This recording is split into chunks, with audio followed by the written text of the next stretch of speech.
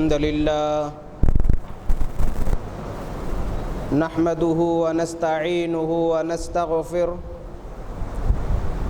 ونعوذ بالله من شرور أنفسنا ومن سيئات أعمالنا من يهده الله فلا مضل له ومن يضلله فلا هادي له وأشهد أن لا إله إلا الله وحده لا شريك له وأشهد أن محمدًا عبده ورسوله أرسله بالحق بشيرا ونذيرا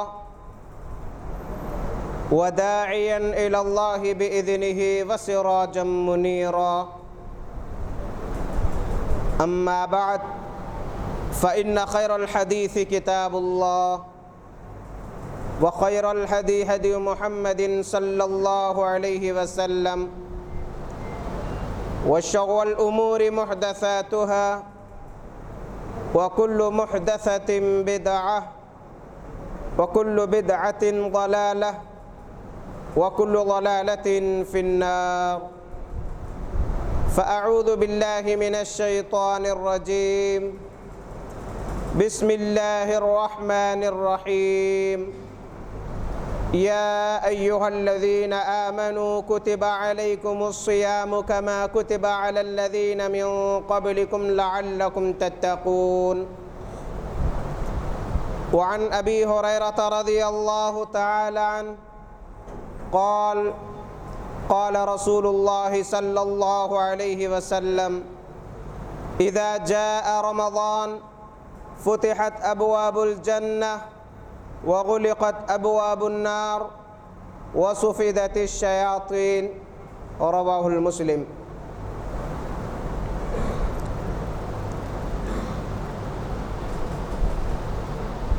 ساری تعریفیں ایک اللہ رب ذوالجلال کے لیے لائق ہے، عبادتیں اس ایک حقیقی معبود ہی کے لیے لائق ہے۔ عبادت کی تمام قسمیں رکوع کی شکل میں، سجود کی شکل میں، نظر و نیاز کی شکل میں، قربانی، بھروسے، توکل کی شکل میں، مدد مانگنے کی شکل میں، کسی اور شکل ہو عبادت کی، ایک اللہ ہی کے لیے ساری عبادتیں ہیں۔ اسی رب العالمین نے انسان پر بے شمار انعامات کیے، وہ اپنی ربوبیت میں تنہا رب ہے، وہی اللہ نفع و نقصان کا مالک ہے، وہی اللہ ہدایت اور ضلالت کے راستے واضح فرمایا ہے۔ بے حساب درود و سلام ہو جناب محمد الرسول اللہ صلی اللہ علیہ وآلہ وسلم پر، جنہوں نے جنت میں جانے کے تمام طریقے، اصول، ضوابط، راستے کھول کھول کر وعدے کیے اور عملی طور پر کر کے بتلایا، جہنم میں جانے کے تمام راستوں سے بچنے کی تاکید فرمائی۔ معزز سامعین، ہم تمام جانتے ہیں کہ ایک عظیم المرتبت مہینہ ماہ رمضان المبارک کا مہینہ ہم پر سایہ فگن ہونے والا ہے، جس کی تیاری، جس کے استقبال، جس کی آمد کے ہم تمام منتظر ہیں۔ اپنے اپنے طور پر رمضان میں عبادتیں انجام دینے کی تیاری اور منصوبہ بندی کر رہے ہیں۔ اسی مناسبت سے آج آپ کے سامنے استقبال رمضان یعنی رمضان المبارک کی تیاری کیسے کرے اس عنوان پر کچھ باتیں رکھنے کی کوشش کروں گا۔ ماہ رمضان عظمتوں والا، فضیلتوں والا، رب کی نوازشوں والا، بندوں کو اللہ سے قریب کرنے والا، نیکیوں پر آمادہ کرنے والا، عبادتوں میں مصروف رکھنے والا مہینہ ہے۔ ماہ رمضان میں نیکیوں کی ترغیب بار بار دی جاتی ہے، ذکر و اذکار کا اہتمام کیا جاتا ہے، فرائض کے ساتھ سنن و نوافل کا بکثرت اہتمام کیا جاتا ہے، ایمان میں تر و تازگی آتی ہے، ایمان بڑھ جاتا ہے۔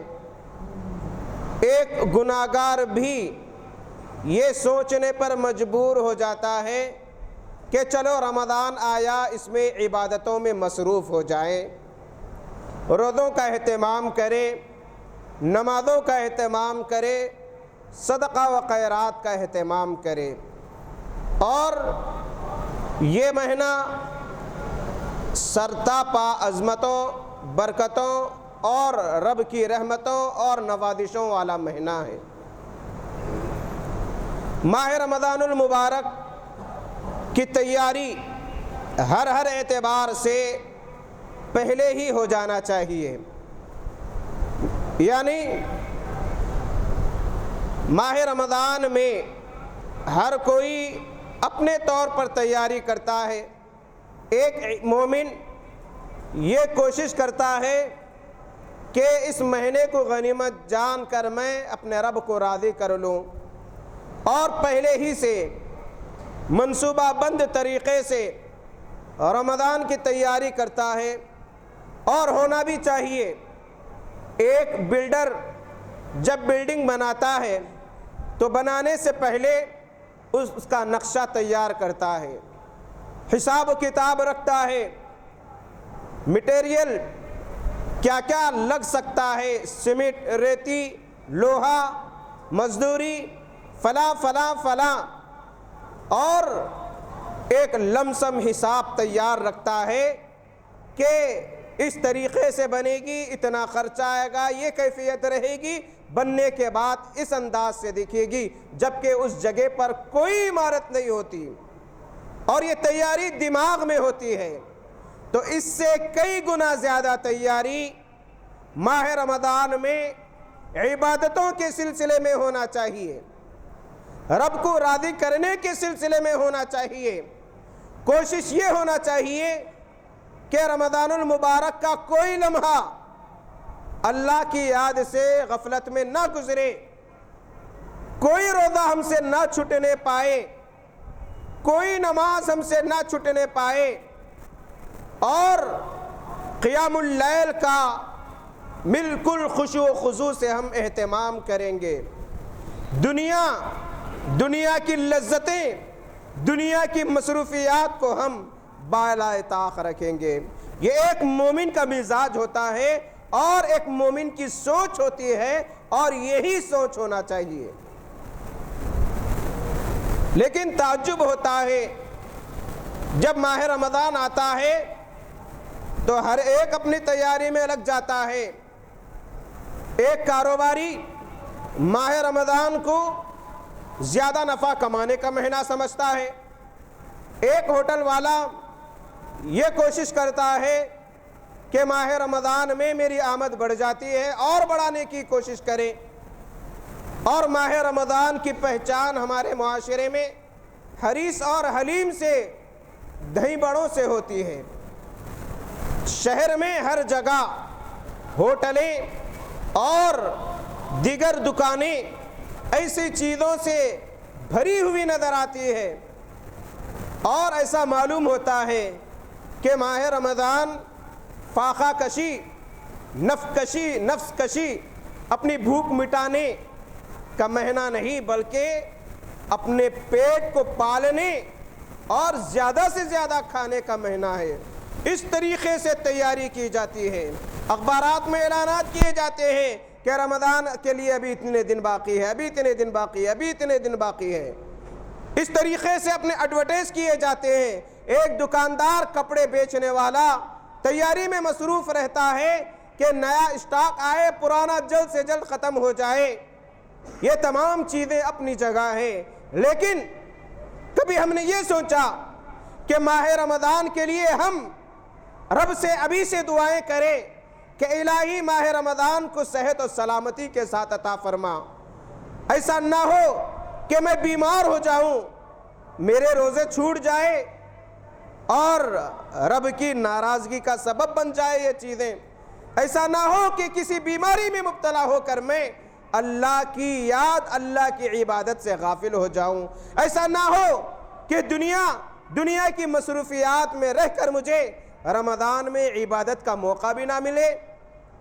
یہ کوشش، اس انداز کی دعائیں کریں کہ اللہ تعالیٰ صحت و تندرستی کے عالم میں رمضان کے روزے عطا فرمائے۔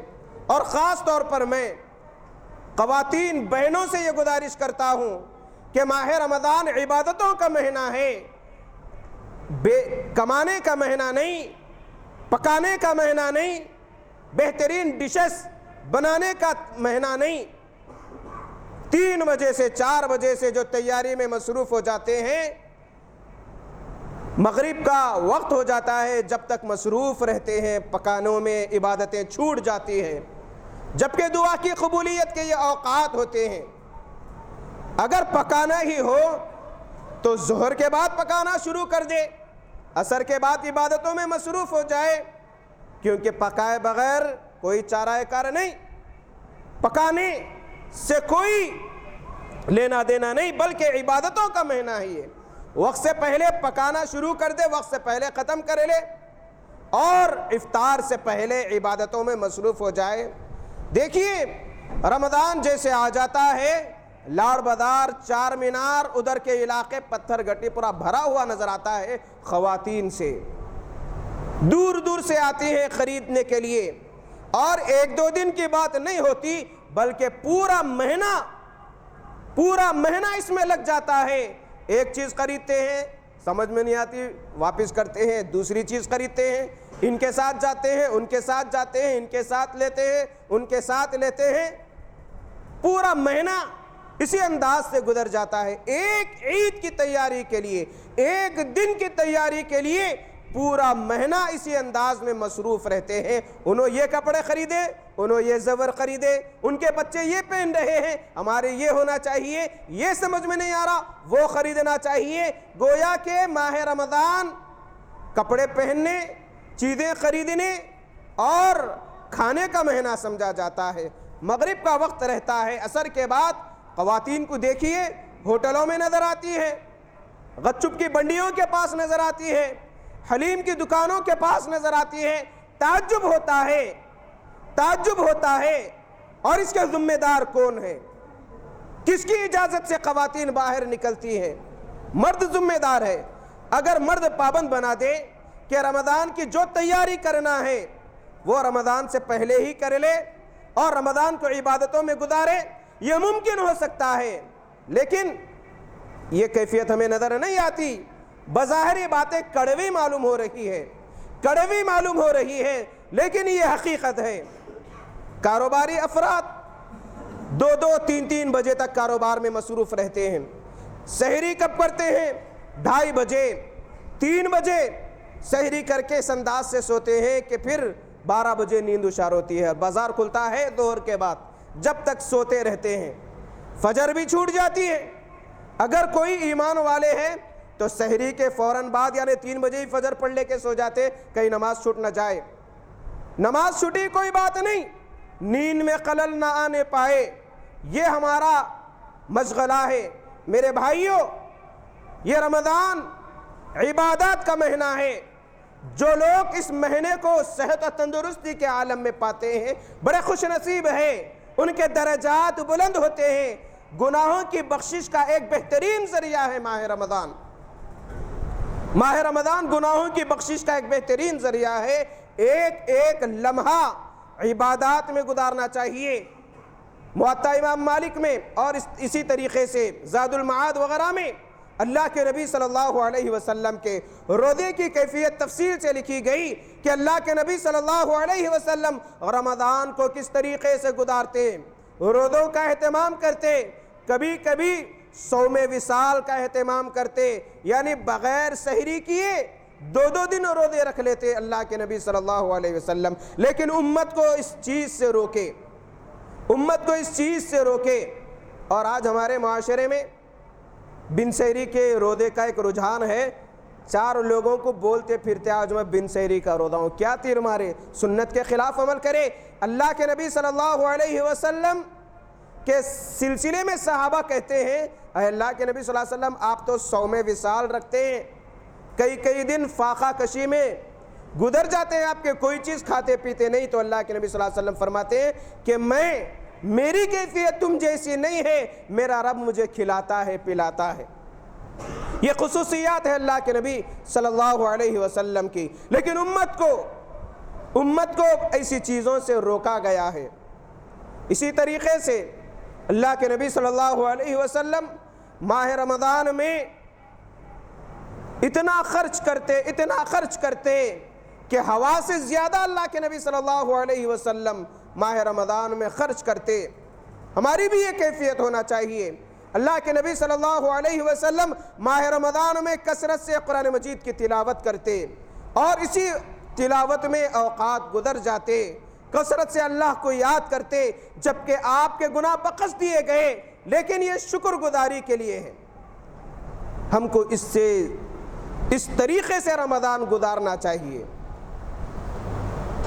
ابن حبان کی روایت ہے، حضرت طلحہ بن عبید اللہ رضی اللہ تعالی عنہ فرماتے ہیں کہ میں نے خواب میں دیکھا 2 افراد آئے، بیک وقت اسلام قبول کیے۔ اس میں سے ایک بڑا عبادت گزار تھا، بڑا دیندار تھا، بڑا عبادات میں مصروف رہتا تھا، اور دوسرا پہلے کے بنسبت کم عبادت میں لگا رہتا تھا، اتنی عبادت نہیں کرتا جتنا پہلے والا شخص کرتا۔ ایک ساتھ دونوں اسلام قبول کیے۔ ایک عبادت گزار شہید ہو گیا 1 سال کے بعد دوسرے کا انتقال ہوا۔ طلحہ بن عبید اللہ رضی اللہ تعالی عنہ خواب میں دیکھتے ہیں کہ جو شہید ہوا اس کے 1 سال کے بعد جو کم عبادت کرنے والا انتقال کر گیا وہ جنت میں شہید سے پہلے داخل ہو گیا اور شہید بعد میں جنت میں داخل ہوا۔ لوگوں کے سامنے خواب رکھا کہ میں نے خواب میں دیکھا کہ 2 افراد اسلام قبول کیے، اس میں سے ایک کم درجے کا عبادت گزار تھا، دوسرا بڑا عابد بڑا عبادت گزار، اور ساتھ میں اس نے شہادت کی موت پائی اور 1 سال پہلے انتقال کر گیا، دوسرا 1 سال کے بعد انتقال کر گیا، لیکن شہید سے پہلے یہ جنت میں داخل ہو گیا۔ لوگ بھی تعجب کرنے لگے کیونکہ شہید کا مرتبہ بہت بلند ہے، شہید کی کئی فضیلتیں بتلائی گئی۔ اللہ کے نبی صلی اللہ علیہ وسلم کے سامنے جب معاملہ پیش ہوا، اللہ کے نبی صلی اللہ علیہ وسلم نے بڑی پیاری بات کہی، یہ ہمارے لیے نصیحت ہے۔ اللہ کے نبی صلی اللہ علیہ وسلم نے صحابہ کے تعجب پر کہا کیا تمہیں نہیں معلوم کہ 1 سال اسے عبادات کے لیے زیادہ ملا؟ اس نے نمازوں کا اہتمام کیا، ماہ رمضان کو پایا، اس نے رمضان کے روزے رکھا، اس وجہ سے اس کے درجات بلند ہو گئے۔ یہ مبارک مہینہ ہے، نیکیوں میں اضافہ ہوتا ہے اس مہینے میں، ایک نیکی کا اجر 10 سے 700 گنا بڑھا دیا جاتا ہے۔ ایک نیکی کیجئے اللہ تعالیٰ اپنے فضل سے اخلاص کی بنیاد پر کئی گناہوں سے بڑا کر دیتا ہے نیکیوں کی شکل میں۔ اور یہ ماہ رمضان کوئی تکلیف دہ مہینہ نہیں، یہ ایمان کی کمزوری ہے کہ پہلے ڈر جائے کہ اتنی گرمیاں ہیں، روزے کیسا رکھیں گے پتہ نہیں، ساتھ میں کاروبار بھی کرنا ہے، مزدوری بھی کرنا ہے، کیسا ہوگا کیا ہے۔ دعا کیجئے اللہ رب العالمین سے، اللہ کی رحمت جوش میں آئے تو پورا مہینہ بارش میں گزر سکتا ہے۔ اور دعا کیجئے کہ الہی بھوک اور پیاس کی شدت سے ہمیں محفوظ رکھ ماہ رمضان کے روزے کی حالت میں۔ ایک مومن خوش دلی سے استقبال کرتا ہے، تکلیف برداشت کر کے خوش ہوتا ہے کہ چلو میں اللہ کے لیے سخت گرمی میں پیاس کو برداشت کیا، اللہ کو راضی کرنے کے لیے۔ اگر ایک روزے کی ادا اگر اللہ کو پسند آ جائے تو ہماری نجات کا ایک بہترین ذریعہ بن سکتی ہے۔ پتہ نہیں رب العالمین کو کب کس کی نیکی پسند آ جائے اور وہ اس ایک نیکی جسے بندے معمولی سمجھتے ہیں وہ جنت میں دخول کا ذریعہ بن جاتی ہے۔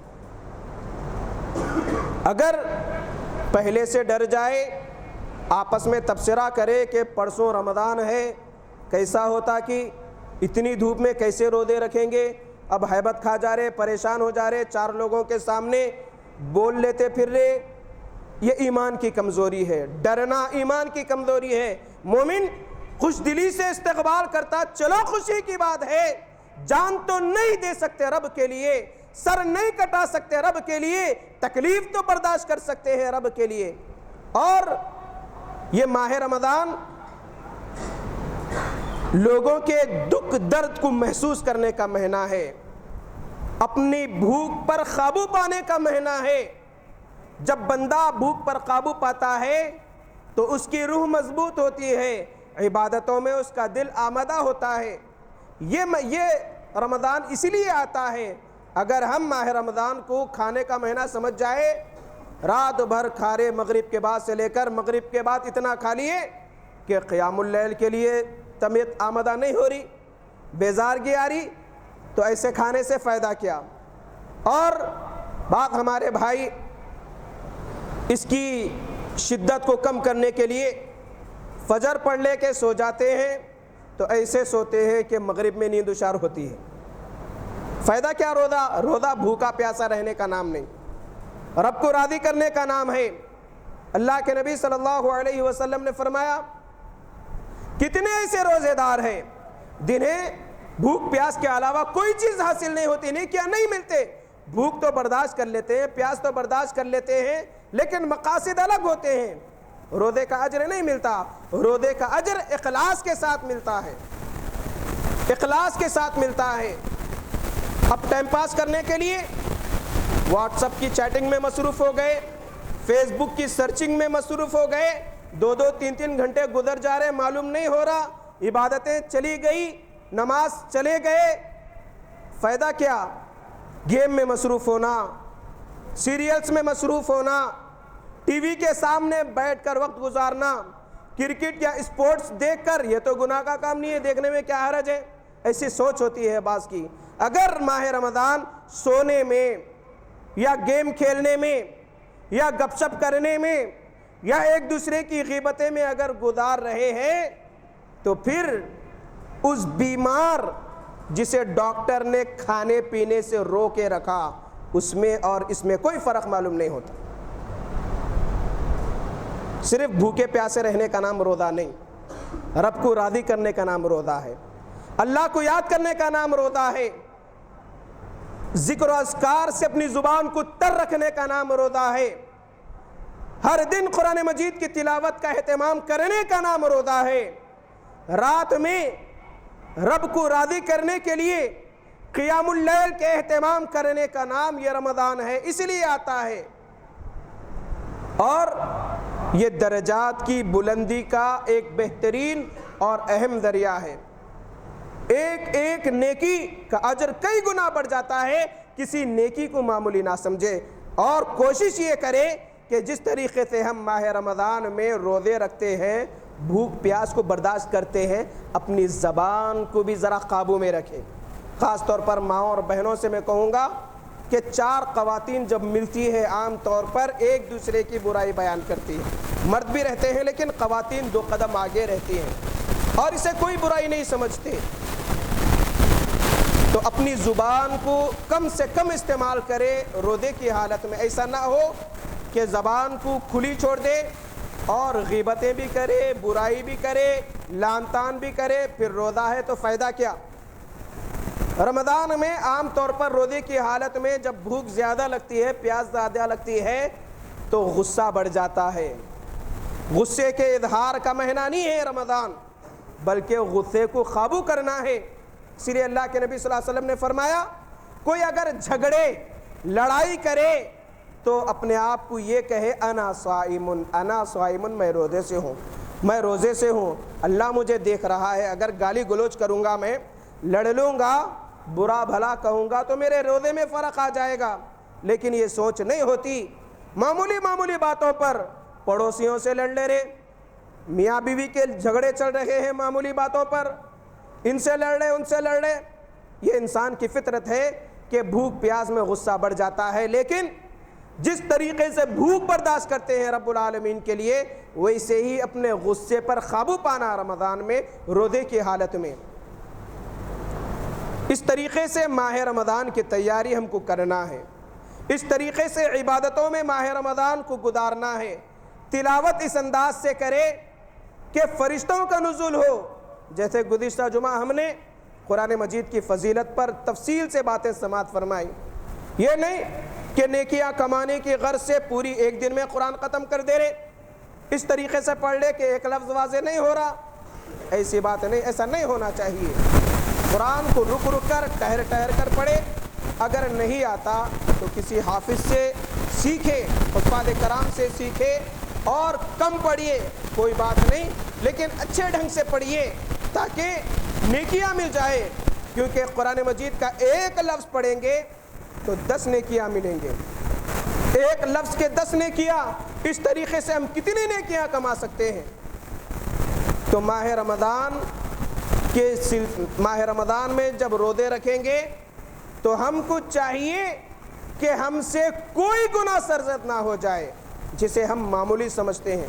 بڑے گناہ تو بڑے ہیں, معمولی گناہ بھی ہم سے سرزد نہ ہونے پائے.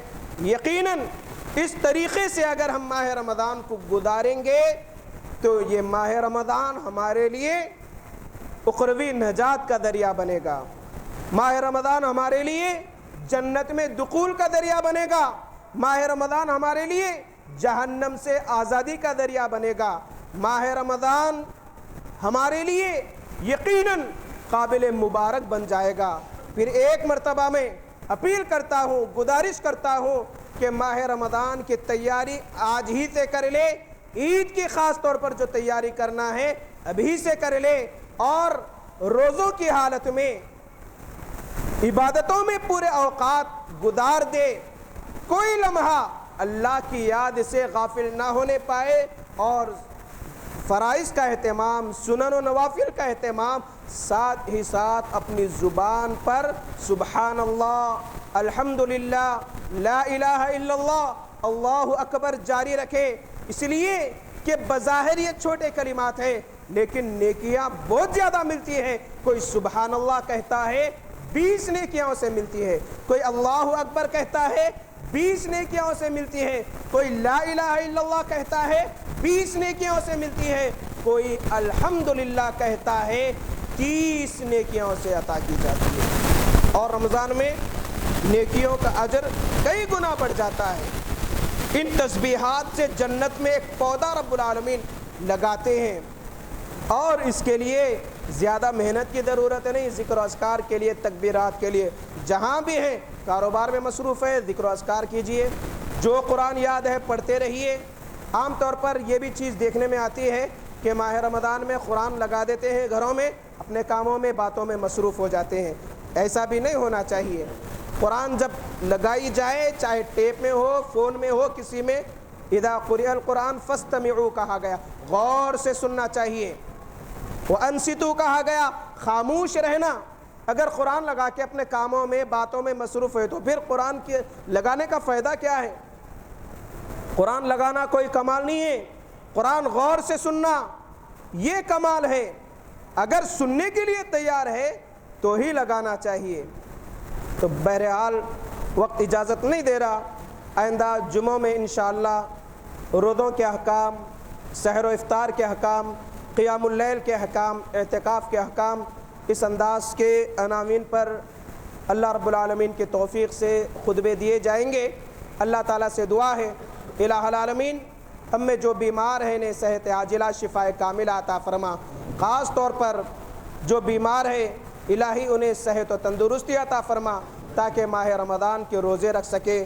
اور جو گردوں کے عارضے میں مبتلا ہے، جنہیں پانی کی زیادہ ضرورت پیش آتی، اگر وہ روزے رکھ سکتے ہیں تو الہی انہیں صحت کلی عطا فرما. اگر کسی وجہ سے، بیماری کی وجہ سے ہم سے روزے چھوٹ رہے ہیں تو الہی ان روزوں کا کفارہ بنا دے.